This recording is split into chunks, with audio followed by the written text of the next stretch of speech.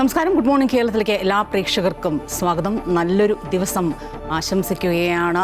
പ്രത്യേകിച്ച് അത് എടുത്തു പറയുകയാണ് നമ്മുടെ മെയിൽ വ്യൂവേഴ്സിനും ഒപ്പം പുരുഷ കേസരികൾക്കും പ്രജകൾക്കുമൊക്കെ. എന്തുകൊണ്ട് ഇത് എടുത്തു പറയുന്നു എന്ന് ചോദിച്ചാൽ, ഇന്ന് നവംബർ 19 അന്താരാഷ്ട്ര പുരുഷ ദിനം, ഇൻ്റർനാഷണൽ മെൻസ് ഡേ ആയി ആചരിക്കുകയാണ്. നമുക്കറിയാം, സ്ത്രീകളുമായി ബന്ധപ്പെട്ട, പെൺകുട്ടികളുമായി ബന്ധപ്പെട്ട ഒരുപാട് ദിനങ്ങൾ നമ്മൾ പലതരത്തിൽ അവർ നേരിടുന്ന പ്രശ്നങ്ങളുടെയും ലിംഗസമത്വത്തിൻ്റെയും ഒക്കെ പേരിൽ ആഘോഷിക്കാറുണ്ട്, ആചരിക്കാറുണ്ട്.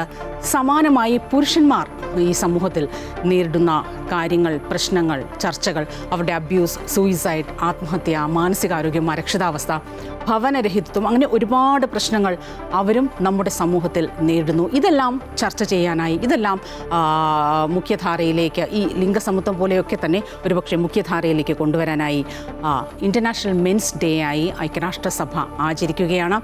ഇത്തവണത്തെ സന്ദേശം എന്ന് പറയുന്നത് സപ്പോർട്ട് മെൻ ആൻഡ് ബോയ്സ് എന്നുള്ളതാണ്.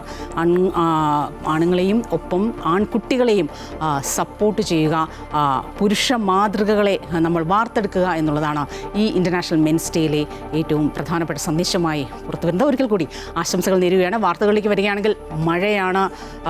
ന്യൂനമർദ്ദം കന്യാകുമാരി മേഖലയിൽ, കടലിലാണ് ന്യൂനമർദ്ദം രൂപപ്പെട്ടിരിക്കുന്നത്. സ്വാഭാവികമായും തെക്കൻ ജില്ലകളിലും മധ്യ കേരളത്തിലുമൊക്കെ ഒറ്റപ്പെട്ട മഴയെന്ന് പറയുന്നുവെങ്കിൽ കൂടിയും നല്ല മഴ പെയ്യുമെന്ന സൂചനയാണ് റിപ്പോർട്ടുകൾ പുറത്തു വരുന്നത്. പക്ഷേ ഈ മഴയ്ക്കൊന്നും തണുപ്പിക്കാനാകാത്ത തദ്ദേശ തെരഞ്ഞെടുപ്പ് ചൂടും സംസ്ഥാനത്ത് നിലനിൽക്കുന്നുണ്ട്.